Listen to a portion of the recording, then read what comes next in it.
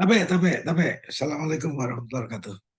Saudara-saudara sekalian, nah kita sudah kelar dengan ke perkenalan kemarin.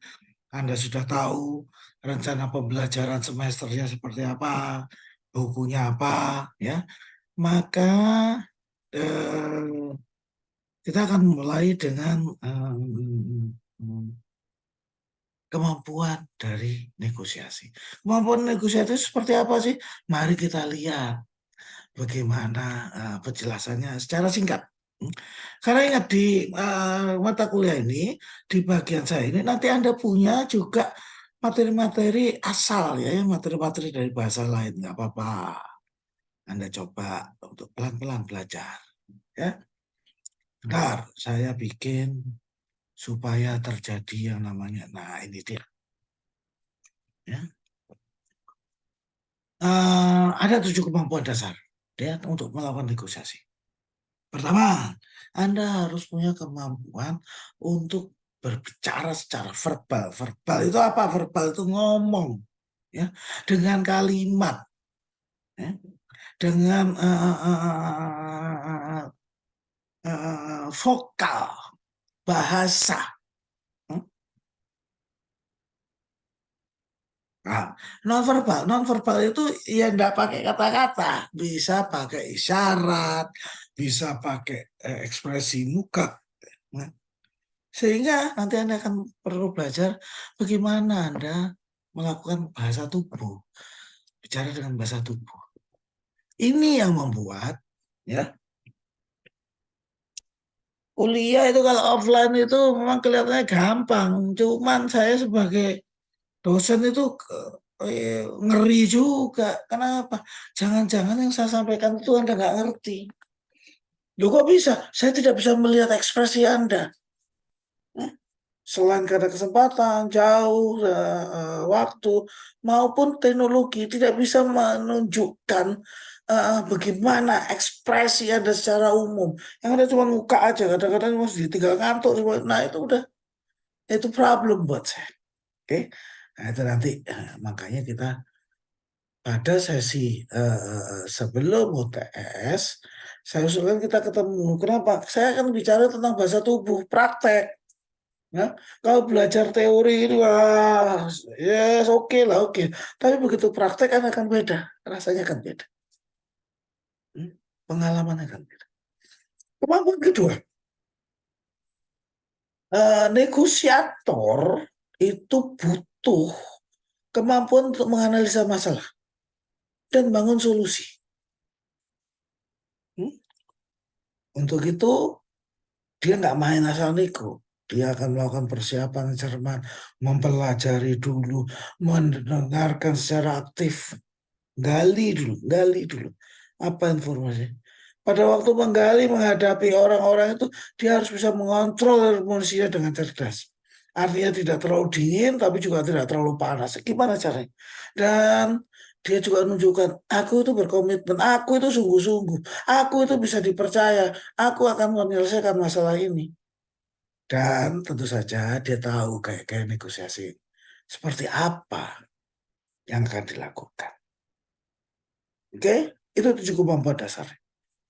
Mari kita lihat satu-satu. Yang pertama dia harus verbal. Dia harus verbal itu apa? Dia menggunakan bahasa lisan. Verbal itu lisan mau tertulis. Itu apa? Pakai bahasa. Ya, verbal. Ya. Nah, kalau Anda menguasai itu, maka Anda pernah bikin presentasi kan? Anda kalau bikin presentasi kan biasanya berhalaman-halaman. Banyak. Lebih dari 2, 3, 4, 5. Nah, Jack Welch itu dia kalau menyuruh staffnya dan dia juga lakukan sih. Kalau bikin presentasi itu cuma 1 lembar, tidak boleh lebih dari 1 lembar.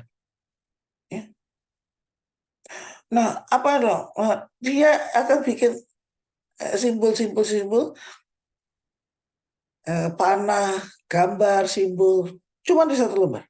Nah, dari 1 lembar itu dia akan menjelaskan, oh dari sini maka kita akan melakukan seperti ini yang terdiri dari A, B, C. Di dalam A ini kita nanti akan punya komponen dari X, Y, Z yang kaitannya dengan unsur C yang ada di sini. Dia harus bisa jelaskan. Ya. Jadi kayak kertas contekan. Itu benar, itu Jack Welch. Orang lain pegang catatan itu belum tentu bisa seperti Jack Welch.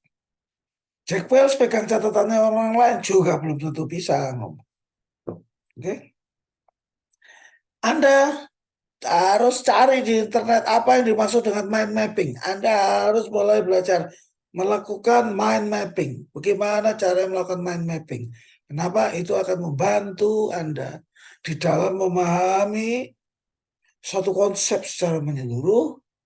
Kalau begitu Anda paham, maka lebih mudah untuk ngapalinnya.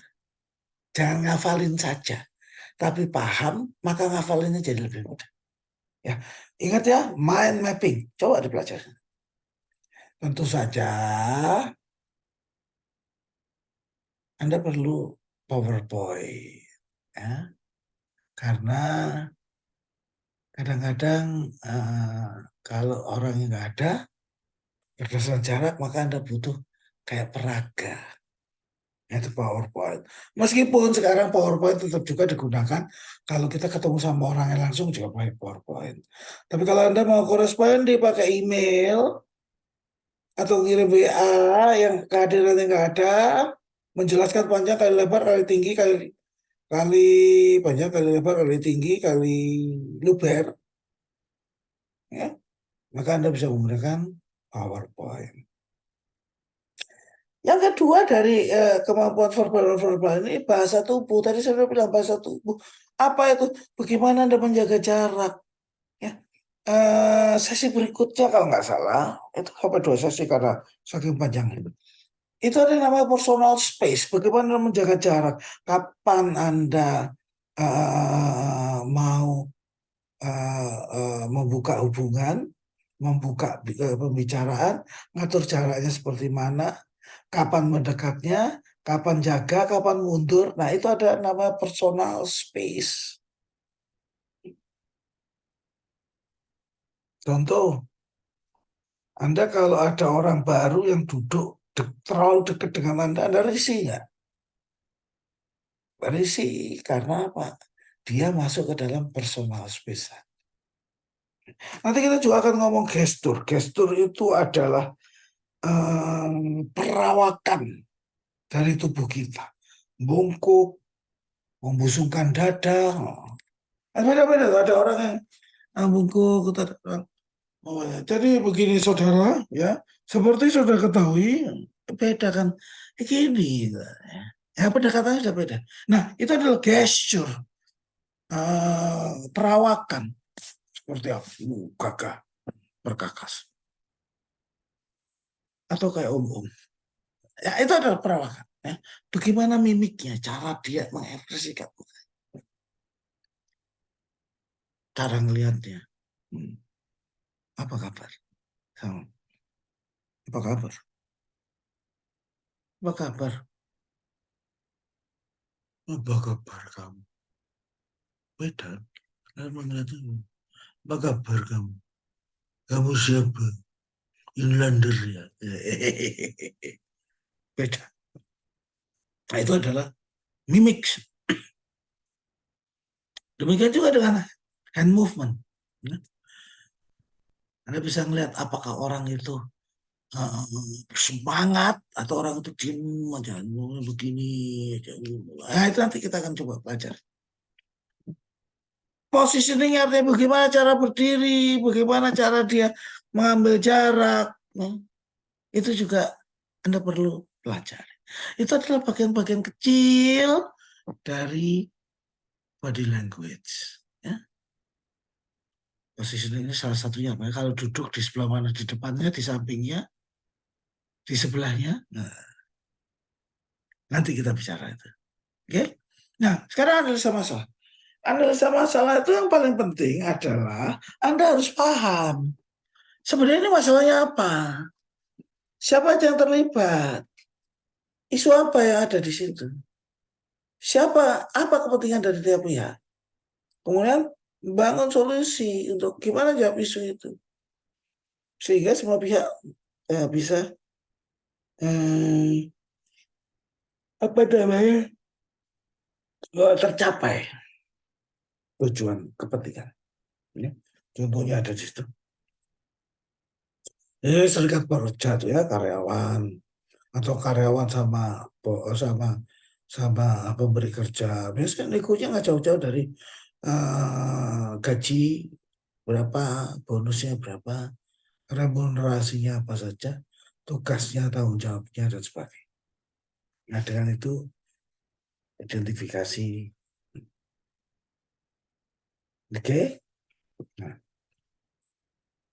yang ketiga, semua harus disiapkan, jangan mendadak-mendadak. Ya. Ingat ya, ada pepatah, bukan pepatah ya, satu pameo yang mengatakan, sudahlah, tiba masa, tiba akal, santai sajalah. Kelihatannya bagus, sudahlah, santai saja, tiba masa, tiba akal kita. Nah, kalau orang ngomong gitu, yang sering kali terjadi adalah apa? Tiba masa hilang akal. Lo kok bisa? Nggak ada persiapan. Persiapan ini menjadi penting buat kita. Apa sih yang akan kita capai? Skenario kurang lebih seperti apa? Time frame kayak gimana? Kapan berhenti? Kapan neken? Kapan ngolor? Kapan neken lagi? Kemudian mulai cari tahu apa sih latar belakangnya dari perusahaan atau partner atau lawan dari negosiasinya. Cari di online juga banyak cara untuk cari itu. Kalau perlu Anda pergi ke ChatGPT tanya bagaimana saya cari tahu tentang perusahaan X yang bergerak di bidang ini di Indonesia. Nah, ChatGPT nanti ngasih tahu umpamanya ya. Juga Anda itu kalau banyak berlatih, ya, seringlah berlatih. Bisa sendiri menggunakan what if analysis. Kalau gini gimana, kalau dia begini gimana, kalau saya begini dibalas begini gimana, ya, atau ngajak teman, ya, latihan diskusi bareng, latihan nego bareng, sehingga kepercayaan diri bisa naik. Yang keempat, Anda harus bisa mendengarkan secara aktif. Artinya apa? Mendengarkan secara aktif itu Anda bicara, kok bicara? Anda mendengar itu secara holistik, secara menyeluruh, baik dari yang diucapkan, yang ditulis, maupun yang diekspresikan. Anda mesti baca itu. Apakah ini inline, atau dia menyembunyikan sesuatu, atau dia memberikan kode-kode tertentu. Anda mesti baca itu. Banyak bertanya. Bertanyanya itu bukan ngetes, tapi bertanya itu untuk meyakinkan benar nggak sih seperti. Atau bertanya untuk membuat kita bisa jauh lebih tahu tentang itu. Maka pertanyaan lebih membuka wawasan. Maka nanti Anda melakukan analisis masalahnya apa, kemudian juga mulai bikin alternatif, solusi apa yang akan ditawarkan. Yang tentu saja memenangkan dua belah pihak. Pada waktu Anda mendengar, ya, jangan terbiasa untuk mendominasi. Ingat ya, semakin Anda banyak ngomong, semakin banyak rahasia Anda, semakin Anda kesulitan untuk mengetahui apa yang terjadi pada pihak lawan. Anda lebih sibuk untuk menceritakan diri Anda. Yang pada akhirnya yang untung siapa?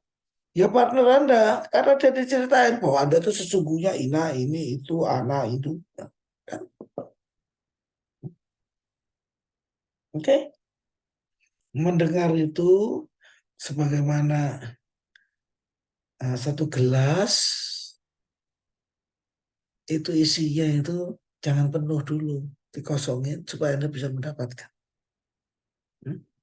Artinya begini, kalau nego, jangan sampai Anda diem, Itu bukan karena mendengarkan lawan Anda bicara, tapi Anda sedang mikir, nanti habisnya aku akan jawab apa. Oh, jangan, jangan, jangan. Maka Anda nggak akan dapat apa yang dibicarakan oleh lawan Anda. Anda harus dengarkan dulu, jangan memberi prasangka, jangan menganalisa dulu. Didengerin dulu, habis, tak, baru dianalisa. Baru dibuat skenario-nya untuk jawab. Jangan asal jawab aja, dalam arti gini, dia ngomong, kita sudah kelihatannya diam, tapi kita tidak mendengar. Kita sibuk dengan pikiran kita apa, untuk menjawab nanti apa. Sehingga dia ngomong apa yang nggak masuk. Itu adalah tanda-tanda buntunya satu komunikasi. Nah, berikutnya tentu saja Anda harus kontrol emosi. Kalau Anda nggak bisa mengatur emosi, yang terjadi apa? Biasanya nanti eh, nyesel, paling nyesel. Aduh, kenapa saya marah ya waktu itu. Sehingga nggak optimum. Aduh, saya terbawa emosi. Jadi gimana itu, sehingga nggak objektif di dalam negosiasi.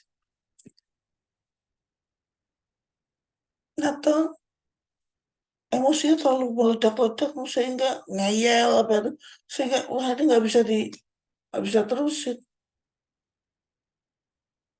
Nah, itu jadi alat, kenapa susah, orangnya emosional, nggak bisa diajak ngomong baik-baik, baru diajak ngomong sedikit nggak marah dia, udah marah banting-banting.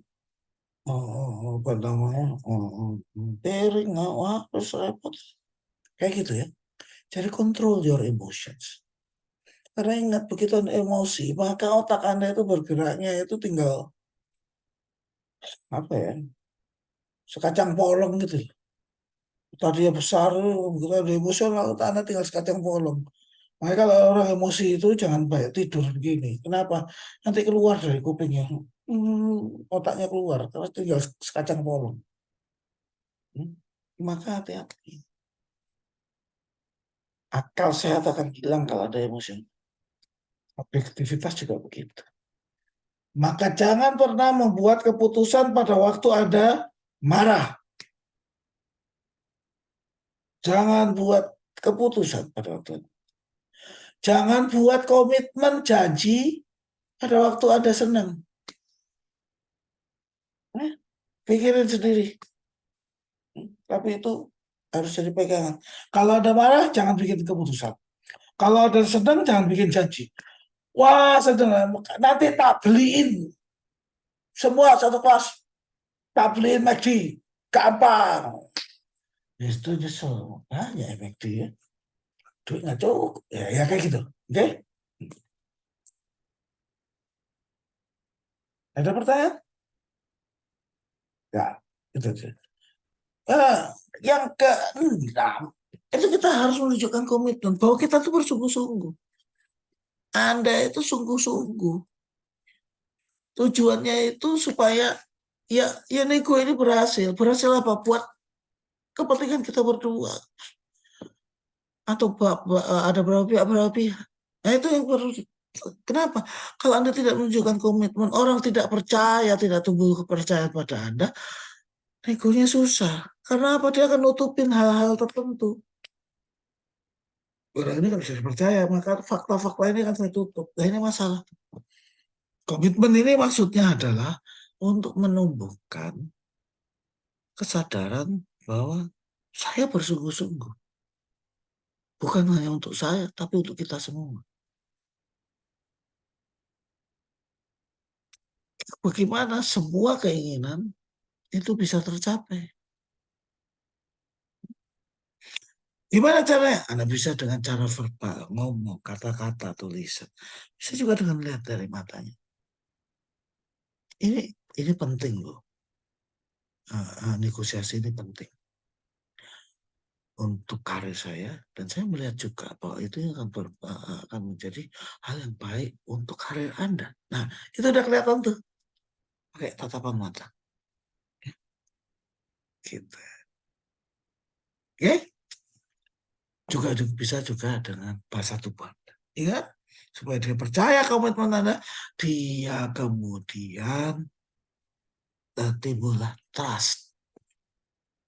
Oke, tentu saja Anda bisa bicara dengan kapan Anda jadi memakai gaya. Ada yang langsung straight to the point, ada yang masih muter-muter dulu, ada yang jual mahal, belagak kaku. Ya, sesuaikan itu. Terus latihan dalam menggunakan maupun latihan untuk mengenali maupun latihan untuk mengendalikan. Ya, tentu saja bisa karena terbiasa, banyak latihan, banyak melihat, banyak mengamati. Oke? Sebelum habis, saya kasih contoh gini. Ini di satu perpustakaan. Nah, ini perpustakaan ada orang berantem.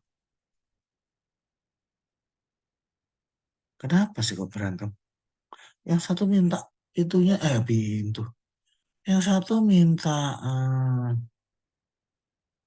apa namanya, jendelanya dibuka.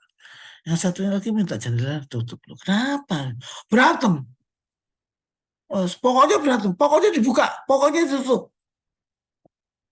Kalau menurut Anda gimana? Nah, biasanya kalau orang Indonesia ya, saya juga termasuk. Kecenderungannya itu diambil jalan tengahnya. Apa? Jendelanya itu dibukanya separuh. Jadi ngomongnya itu separuh dibuka, separuh ditutup. Ya, itu bukan solusi. Itu jalan tengah namanya. Loh kok bisa? Dua-duanya nggak dapat.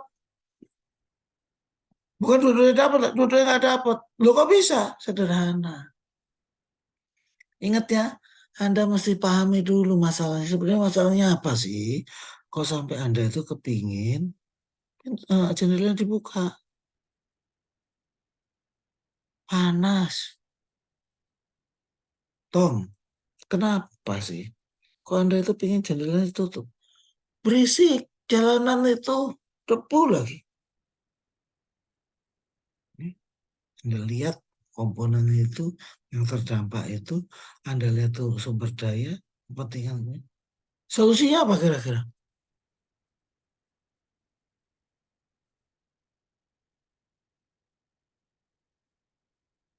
Jendelanya tutup terus kasih kipas angin.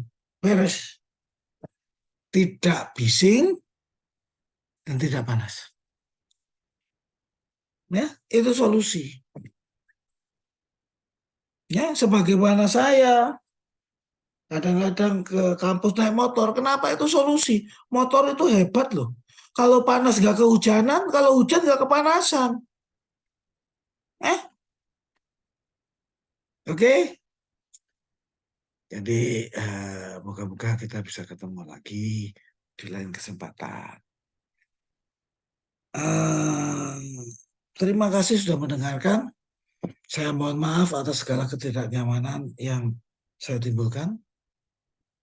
Saya mendoakan Anda tetap sehat. Saya meminta Anda tetap semangat, jaga kesehatan tentu saja. Dan satu lagi, jangan lupa bahagia. Walau muwaffiq ila aqwamit thoriq. Assalamualaikum warahmatullahi wabarakatuh.